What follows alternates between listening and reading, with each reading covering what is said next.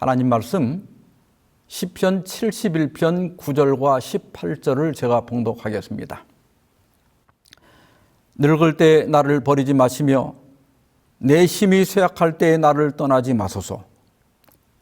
하나님이여, 내가 늙어 백발이 될 때에도 나를 버리지 마시며 내가 주의 힘을 후대에 전하고 주의 능력을 장래의 모든 사람에게 전하기까지 나를 버리지 마소서. 내 백성을 위로하라. 오늘은 6번째 시간으로 너를 버리지 않으리라, 이런 제목으로 말씀을 드리고자 합니다. 지난 2018년 4월에 배우 최은희 씨가 별세했습니다. 요즘 젊은 분들은 잘 모를지 모르지만 1950년대, 60년대 여배우 하면 김지미, 엄앵란, 최은희였습니다. 그리고 1978년에 신상옥 감독과 납북됐다가 8년 만에 탈출해서 화제가 되기도 했었죠. 2006년에 남편과 사별하고 죽기 4년 전부터 신장 투석을 받아왔고 또 척추 협착증으로 휠체어 신세를 지고 살았다고 합니다. 최은희 씨는 죽기 전에 중앙일보와의 인터뷰에서 이렇게 말했다고 그래요. 화려하게 살아온 것 같지만 지금까지 변변한 폐물 하나 없다. 촬영장마다 짐을 풀고 다시 싸는 트렁크 인생이었다. 돈 한 번 풍족하게 쓴 적도 없다, 그랬다고 그래요. 참 이 말 속에 그분의 휴한과 또 고단한 삶이 느껴지고 있습니다. 최은희 씨는 자신의 장례식 때 가수 김도양의 난 참 바보처럼 살았군요, 이 노래를 틀어달라고 했다고 그래요. 그 가사가 이렇습니다. 한번 읽어보겠습니다. 어느 날 난 낙엽지는 소리에 갑자기 텅 빈 내 마음을 보았죠. 그냥 덧없이 살아버린 그런 세월을 느낀 거죠. 저 떨어지는 낙엽처럼 그렇게 살아버린 내 인생을 잃어버린 것이 아닐까, 늦어버린 것이 아닐까. 흘러버린 세월을 찾을 수만 있다면 얼마나 좋을까. 난 참 바보처럼 살았군요. 자신의 삶이 얼마나 후회가 되고 또 한이 되면 이런 노래를 틀어달라고 했겠습니까? 오늘 본문에서 다윗이 이런 기도를 드린 것은 사람들이 노후의 최은희 씨처럼 후회가 가득하고 또 불행해지는 것을 보았기 때문입니다. 다윗은 사람들이 늙어가며 자신의 불행을 자초한 품성적 결함들이 고쳐지기는커녕 더 강해지는 것을 보았습니다. 속이 좁은 사람은 나이가 들수록 더 좁아지고 탐욕적인 사람은 더 탐욕스러워졌습니다.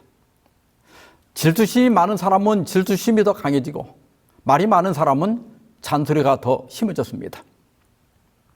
그리고 젊었을 때 그렇게 의로웠던 사람들이 나이가 들어가면서 자제력을 잃는 것도 보았고 또 돈과 권력에 집착하면서 주변 사람들과 원수가 되고 심지어 가족들과도 단절하는 것을 보았습니다.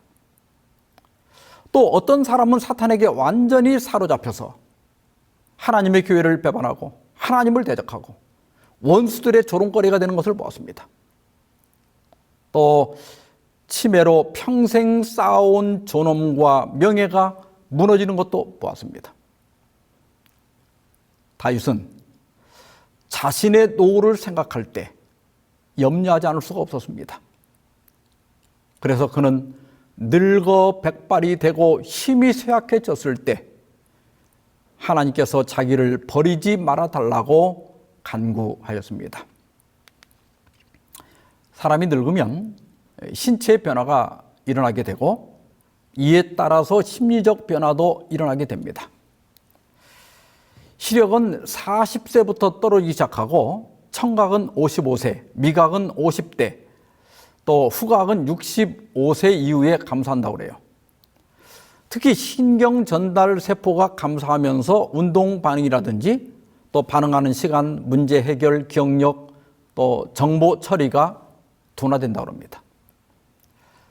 제가 10년 가까이 시조 원고를 써왔는데 40대, 50대까지는 이틀, 길어야 3일이면 원고를 썼습니다. 그런데 60을 넘으면서부터는 4일, 또 5일, 어떤 때는 일주일이 꼬박 걸리기도 했습니다.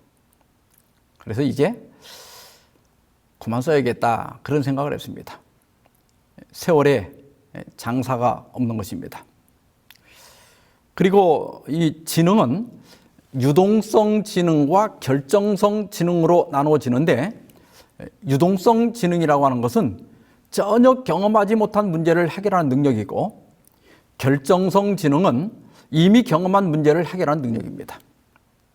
그런데 결정성 그 능력은 60이 넘으면서 꾸준히 증가하는데, 유동성 지능, 그러니까 한 번도 경험해 보지 못한 것을 해결하는 능력은 70이 넘어가면서 급감한다고 그래요.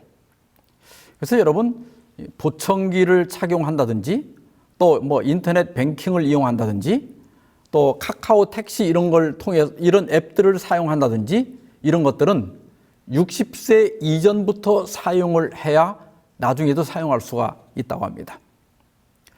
나이가 들면 새로운 걸 배우면 1시간도 지나지 않아서 생각이 안 날 수가 있기 때문입니다. 그리고 이제 나이가 들어가면서 단기 기억이나 최근 기억은 약화됩니다. 가끔 시어머니가 내가 언제 그랬냐 이렇게 우길 때가 있죠. 이게 거짓말하는 게 아니라 정말 기억이 안 나서 그럴 수가 있습니다. 그 대신 삶의 경험을 통해 얻은 지혜로 이렇게 보완해 나갈 수는 있다고 그래요. 그리고 영성은 더 깊어질 수 있지만 신체 기능이 저하되면서 종교 활동이 감소하면 영성도 감소하는 것으로 나타나 있습니다. 특히 나이가 들수록 보는 것보다는 듣는 것이 더 기억이 잘 된다고 해요. 그래서 TV를 보는 것보다는 말씀을 듣는 시간을 많이 갖는 것이 좋습니다. 그리고 이제 은퇴를 하게 되면 자아가 와해되어서 정체성 위기에 직면하게 됩니다. 그래서 이렇게 은퇴한 다음에 남자들이 막노동이라도 하려고 하는 것은 자기 존재감을 찾으려고 그러는 거예요. 그래서 교회에서 일을 열심히 하든지 또 사회봉사를 하든지 아니면 손주라도 키우면 좋습니다. 그리고 성격적으로는 내향성, 수동성, 조심성, 경직성, 우울 성향, 또 생애 회상, 의존성 등이 증가하고 유산을 남기려는 경향을 보인다 그랬습니다. 즐거운 사라 등 그 피라 사건으로 곤욕을 치렀던 고 마광수 교수가 쓴 늙는 것의 서러움이라고 하는 시가 있습니다. 어렸을 때 버스를 타면 길가의 집들이 지나가고 버스는 가만히 서 있는 것처럼 느껴졌었다. 어렸을 때 물가에 서면 물은 가만히 있고 내가 흘러가는 것처럼 느껴졌었다. 그러나 지금 버스를 타면 집들은 가만히 있고 나만 달려가는 것처럼 느껴진다. 나이가 들어보니까 집들은 예전 그대로인데 나만 늙어가는 것을 깨닫게 된다는 뜻입니다. 지금 물가에 서면 나는 가만히 있고 강물만 흘러가는 것처럼 느껴진다. 이 강물을 보면서 붙잡을 수 없는 세월에 대한 회한이 담긴 시입니다. 그러면 어떻게 하면 좋은 노년을 맞을 수 있을까?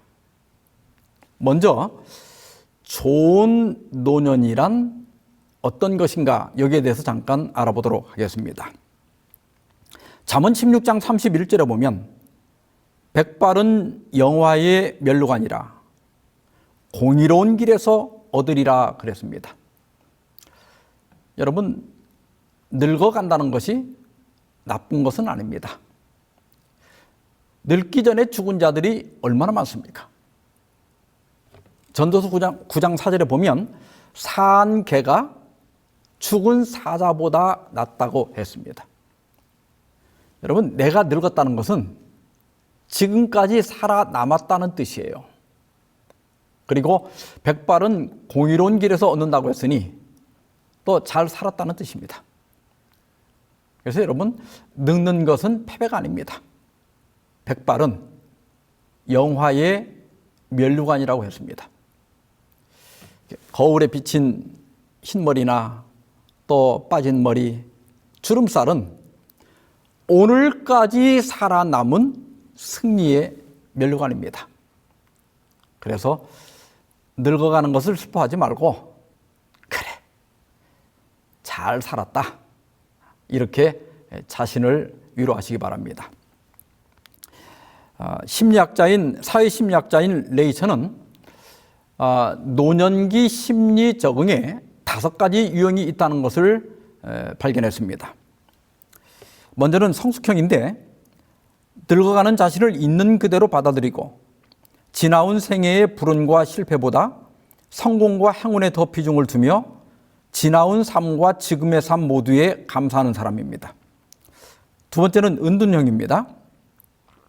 일생 동안 지고 온 무거운 짐과 복잡한 인간관계에서 벗어나 조용하게 수동적으로 인생을 보내는 노인들로 은퇴하여 한적한 교회나 시골에서 지내는 사람들입니다. 세 번째는 무장형인데, 노화와 다가온 죽음의 불안을 없애기 위해 왕성한 활동을 계속하면서 정신적, 신체적 능력의 저하를 인정하지 않는 사람들입니다. 네 번째는 자책형인데, 자기 인생의 실패 원인을 자기에게서만 찾으며 쉽게 우울에 빠지고 더러는 심해져 자살에 이르는 사람입니다.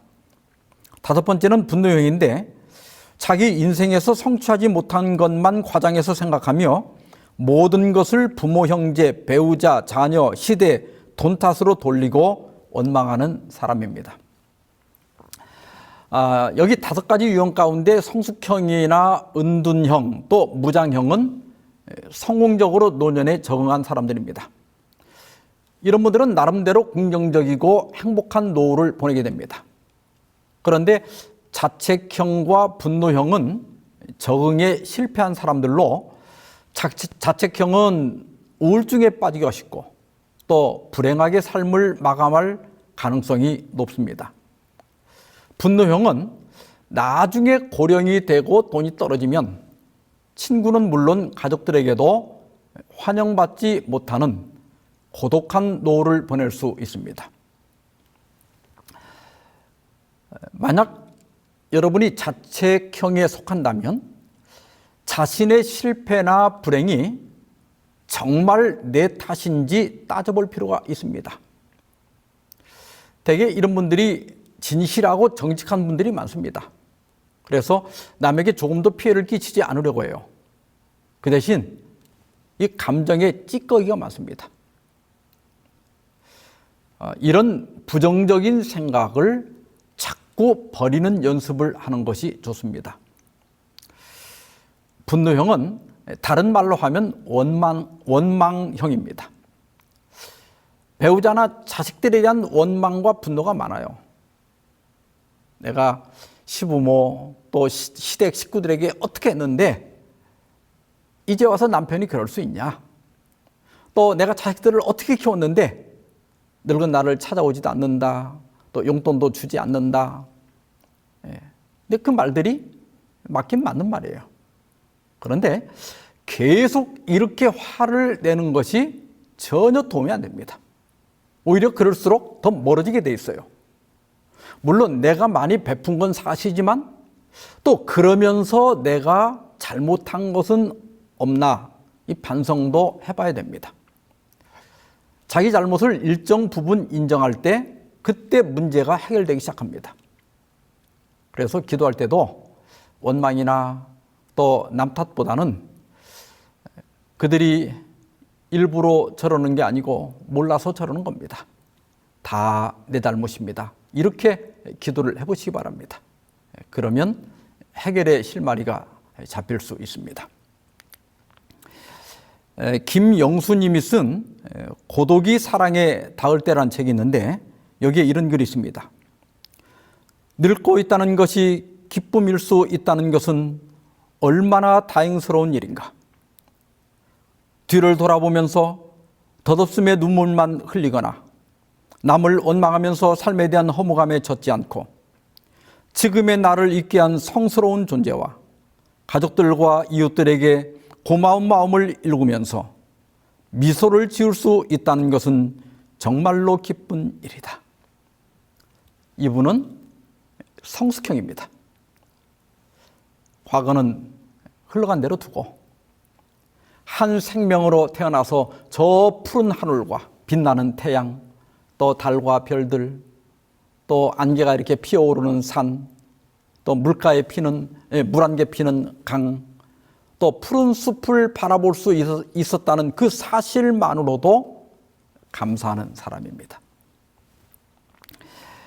그리고 이혜인 수녀가 쓴 작은 위로라고 하는 시집이 있는데 거기에 어느 노인의 고백이라는 시가 있어요. 하루 종일 창밖을 내다보는 일이 나의 일과가 되었습니다. 누가 오지 않아도 창이 있어 고맙고 하늘도 구름도 바람도 벗이 됩니다. 이왕이면 외로움도 눈부시도록 가끔은 음악을 듣습니다. 이 세상을 떠나기 전 내가 용서할 일도 용서받을 일도 참 많지만 너무 조바심하거나 걱정하진 않기로 합니다. 고요하고 고요하게 하나의 노래처럼 한 입의 풀잎처럼 사라질 수 있다면 난 잊혀져도 행복할 거예요.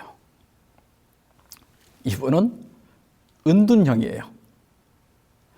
비록 대부분 혼자지만 외로움을 즐깁니다. 이왕이면 외로움도 눈부시도록 가끔은 음악을 듣습니다. 저는 이 구절이 참 멋있게 느껴집니다. 우리 모두 이런 성공적인 노후를 보내게 되시기를 주의 이름으로 축원합니다. 그리고 두 번째로 좋은 죽음에 대해서 생각해 보고자 합니다. 서경 홍범편에 보면 우리가 잘 아는 오복이 있습니다. 첫째가 수인데 오래 사는 것, 둘째가 부인데 재물이 넉넉한 것, 셋째가 강령 건강하고 평안한 것, 넷째가 유오덕 덕, 즉 선행을 좋아하고 베푸는 것, 고종명 제명대로 살다 편히 죽는 것입니다. 한 20여 년부터 웰빙 잘 살자, 그리고 그 다음에 웰다잉 잘 죽자, 이것이 유행했는데 여기 오복에 그것들이 다 들어 있습니다. 2018년에 한국보건사회연구원에서 죽음의 질 제고를 통한 노년기 존엄성 확보 방안이라고 하는 보고서를 발표했는데요. 사람들이 생각하는 좋은 죽음에 대해서 뭐 엄청 많아요. 근데 그 중에 제가 몇 가지만 골라갖고 왔는데, 임종 때까지 온전한 정신을 유지해야 한다. 팔팔하게 살다 이틀 정도만 앓다 죽어야 한다. 조용하고 성스러운 분위기에서 임종해야 한다. 임종 때 존중받는 느낌을 가질 수 있어야 한다. 사랑하는 사람들이 곁에 있어야 한다. 죽기 전에 불편한 사람들과 화해해야 한다. 가족들에게 경제적 어려움을 주지 않아야 한다. 자녀를 앞세우지 않아야 한다. 죽은 후 좋은 사람으로 기억해 주어야 한다. 또 내가 살던 익숙한 곳에서 임종을 맞아야 한다. 뭐 여러 가지가 있어요. 그런데 이것을 유형별로 묶어보니까 중년이 생각하는 좋은 죽음은 담담히 맞이하는 죽음, 또 좋은 사람으로 기억되는 것, 죽음 방식을 내가 결정하는 것입니다. 그리고 노년이 생각하는 좋은 죽음은 두려움 없이 죽음을 맞이하는 것, 짐이 되기 전에 떠나는 것, 그리고 가능한 오래 살다 죽는 것. 아마 여러분들도 이걸 읽으면서 대부분 공감하리라고 생각합니다. 영국에서는 오래전부터 생애 말기 돌봄 전략을 실시해 오고 있는데, 생애 말기에 그 불치병을 앓고 있는 환자가 사망할 때까지 편안한 마음을 갖도록 돌봐주는 것입니다. 이 프로그램에서 정의한 좋은 죽음은 익숙한 환경에서 존엄과 존경을 유지한 채 가족, 친구 곁에서 고통 없이 죽는 것이다 그랬어요. 아마 우리 모두 여기에 동의할 겁니다. 그런데 이코노미스트 산하기관인 EIU에서 발표한 죽음의 질 순위를 보면 우리나라가 18위입니다. 1위가 영국, 2위가 호주, 3위가 뉴질랜드, 4위가 아일랜드, 5위가 벨기에입니다. 미국이 9위고 프랑스가 10위예요. 그런데 아시아 국가에서 10위권 안에 든 나라는 대만 하나뿐입니다. 우리나라도 많이 좋아졌지만 아직 더 분발해야 됩니다. 미국 작가 미치 앨범이 쓴 모리와 함께한 화요일이라고 하는 책이 있습니다. 1997년에 출간되었고 205주 동안 뉴욕 타임즈 비소설 분야의 베스트셀러 목록에 올라 있었습니다. 1999년에는 TV 영화로 제작되어서 방영되기도 했습니다. 이 책은 실화를 바탕으로 쓰여졌는데, 미치 앨범이 졸업 후에 모리 교수를 다시 만났을 때 모리 교수는 근위축증, 그러니까 루게릭병을 앓고 있었습니다. 이 병은 운동신경세포가 점차 죽어가면서 온 몸의 골격근이 마비되는 질환입니다. 대개 증상이 발생한 후 한 3, 4년 정도 지나면 이제는 더 이상 움직일 수 없게 되고, 또 호흡기에 의존하다가 사망하는 아주 고통스러운 질병입니다. 그런데 모리 교수는 절망하지 않고 하루하루를 의미있게 보냅니다.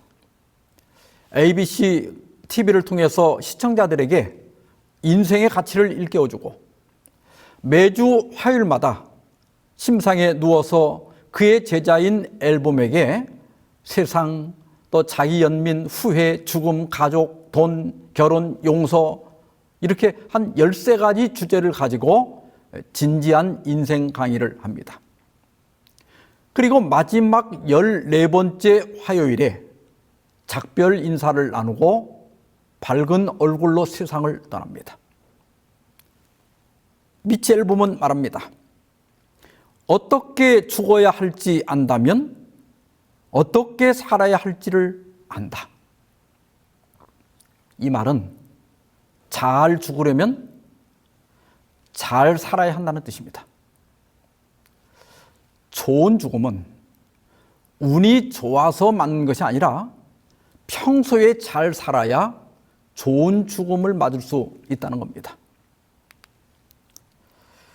레오나르도 다빈치도 잘 지낸 하루가 행복한 잠을 들게 하듯 잘 보낸 인생은 행복한 죽음을 맞게 한다 그랬습니다. 여러분, 만약 오늘 낮에 어떤 속상한 일이 있었다면 오늘 밤 아마 편히 잠들 수 없을 거예요. 그래서 여러분, 우리가 젊었을 때, 그리고 살아있는 지금 하루하루를 잘 살아야 마지막에 좋은 죽음을 맞을 수가 있는 것입니다. 지난 2013년 시애틀 타임즈에 자기 부고를 써놓고 떠난 작가의 기사가 실린 적이 있습니다. 여성 작가인 제인 로터의 이야기입니다. 그녀는 말하기를 암 환자의 장점은 자기 부고를 쓸 시간이 있다는 거예요.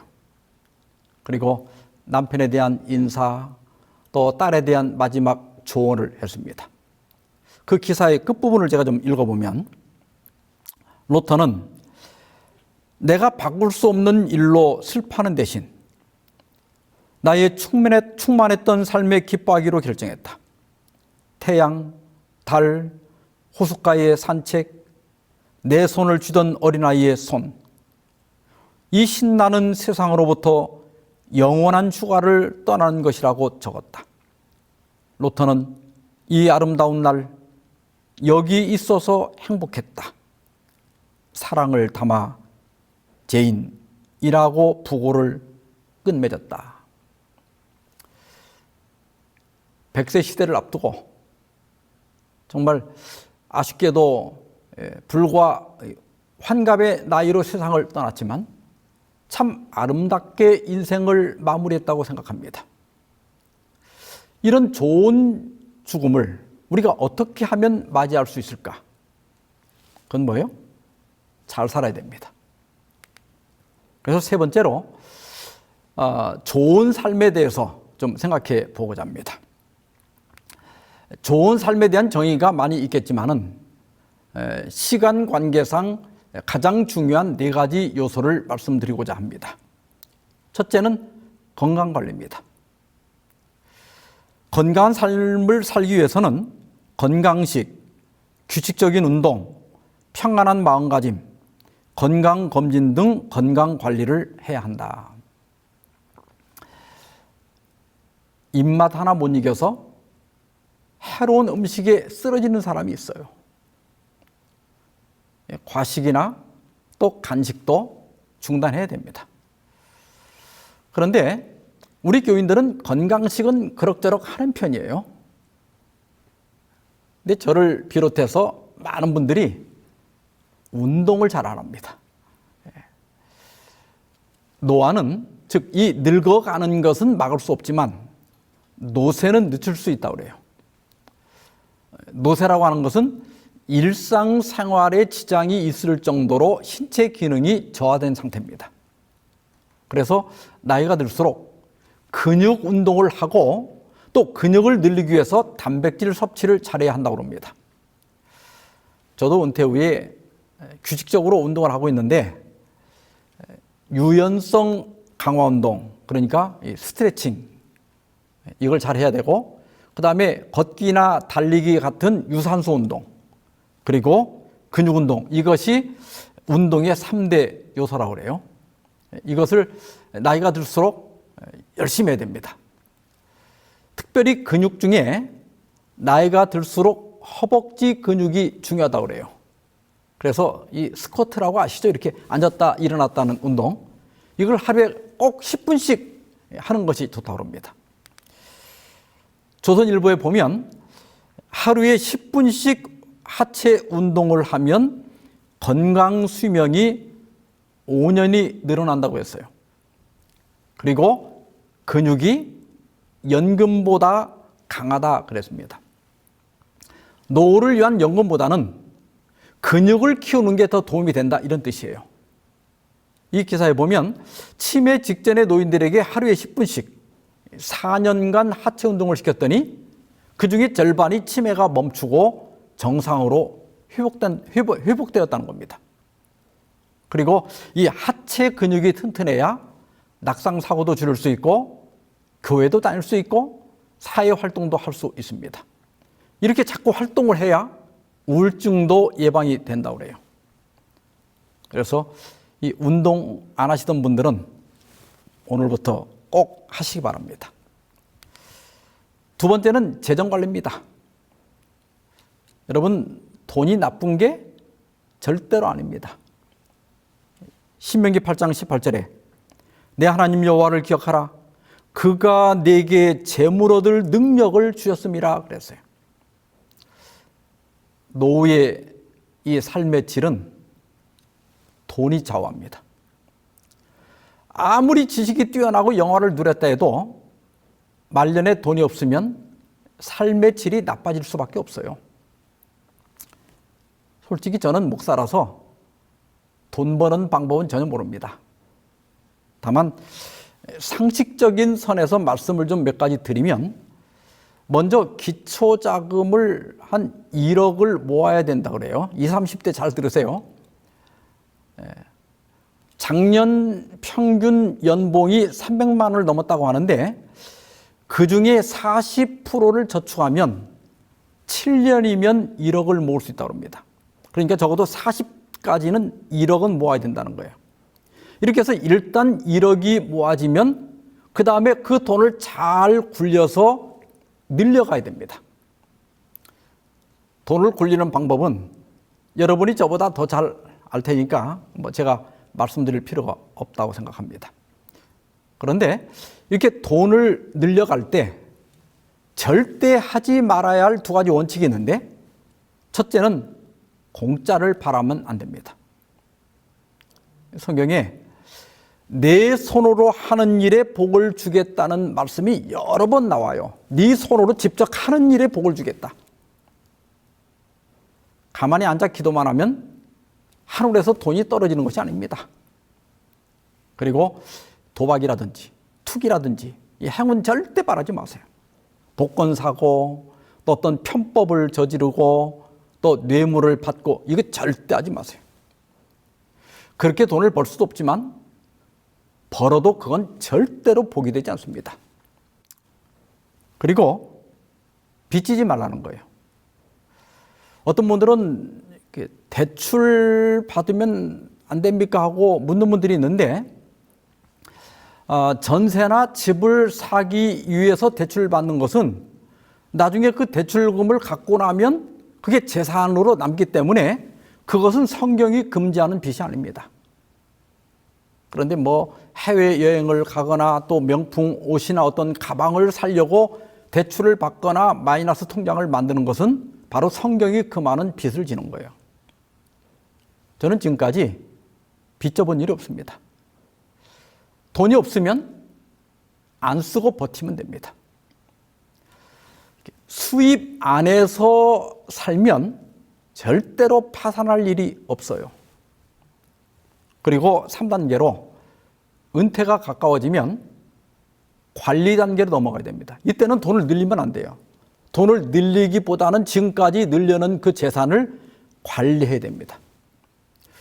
은퇴한 후에도 먹고 살 게 없다면 모르지만 그럭저럭 살만하면 일을 버리지 말아야 됩니다. 노후에 일을 벌렸다가 실패하면 다시 회복할 시간이 없습니다. 물론 이런 말씀들은 일반인을 기준으로 말씀드린 거예요. 평생 사업을 하신 전문가들은 경우가 다를 수가 있습니다. 그 다음에 세 번째는 사랑관리입니다. 나이가 들어서 만나고 대화할 사람이 없으면 우울증에 빠지기 쉽고 또 노화도 빨리 옵니다. 그래서 평소에 사랑관리를 잘해야 돼요. 사랑관리를 잘하는 첫 번째 비결은 웬만하면 싸우지 않는 겁니다. 그런데 웬만하면 싸우는 사람이 있어요. 걸핏하면 성질내고 별것도 아닌 걸 가지고 따지고 끝까지 이기려고 하는 사람이 있어요. 그러면 주변의 사람들이 다 떠나게 되어 있습니다. 로마서 12장 18절에 할 수 있거든 너희로서는 모든 사람과 더불어 화목하라 그랬어요. 할 수만 있다면 웬만하면 화목하게 지내라 이런 말씀입니다.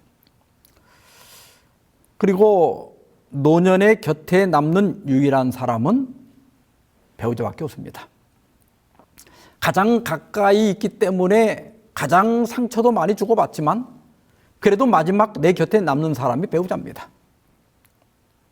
늙어서 알콩달콩은 못해도 그냥 웬만하면 그냥 별일 없이 부딪히지 말고 이렇게 그러려니 하고 그럭저럭 지내시기 바랍니다.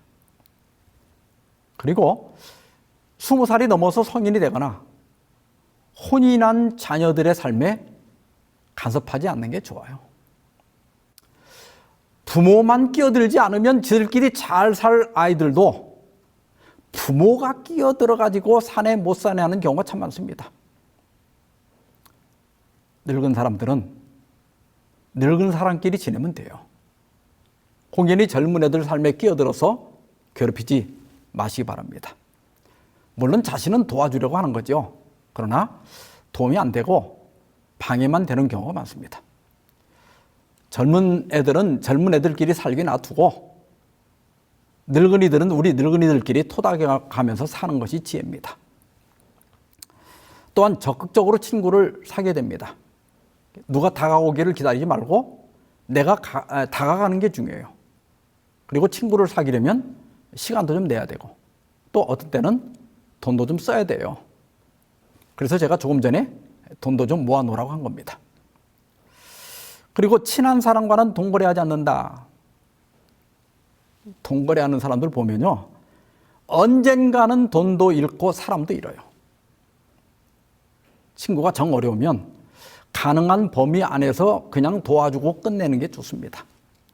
그리고 내 주장만 하지 말고 타협할 줄 알아야 한다.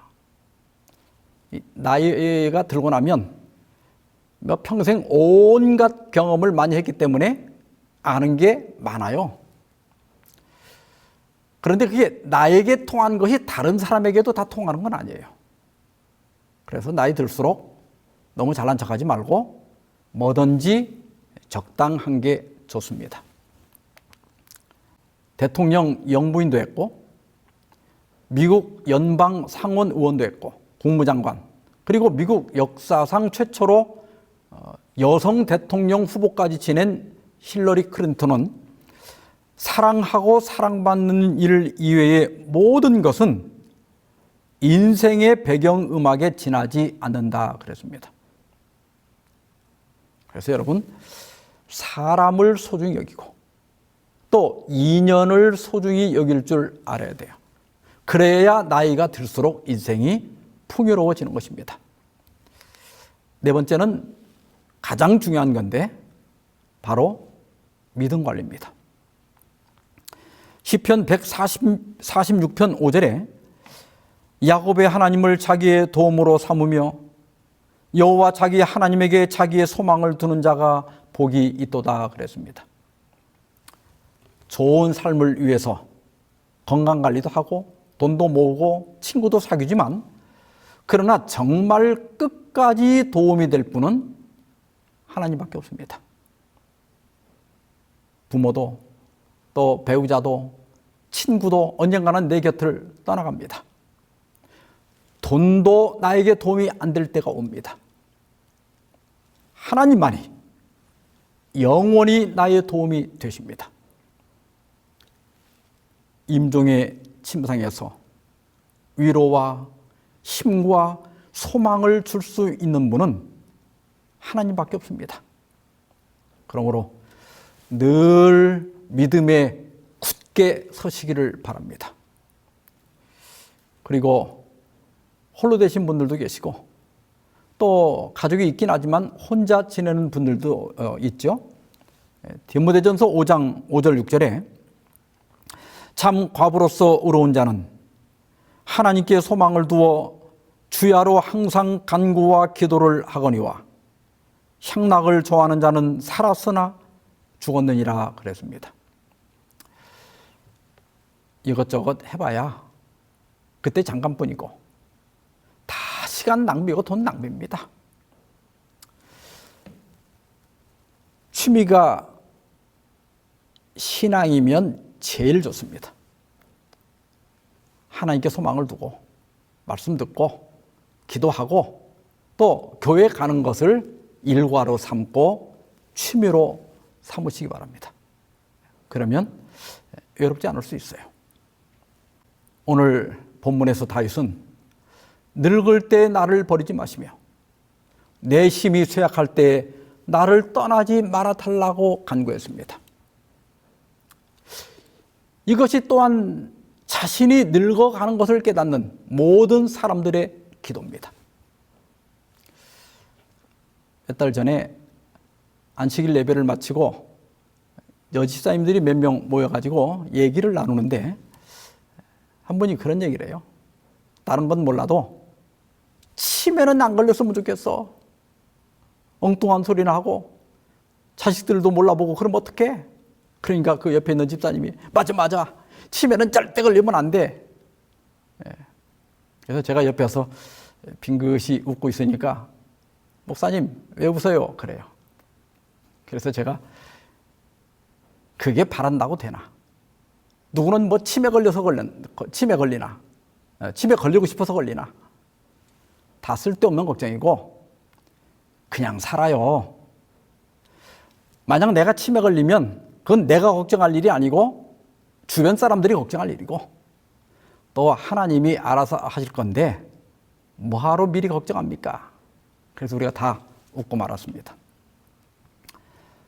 다윗과 우리 모두의 이런 염려에 대하여 하나님께서는 이사야 46장 3절 4절에서 이렇게 말씀하십니다.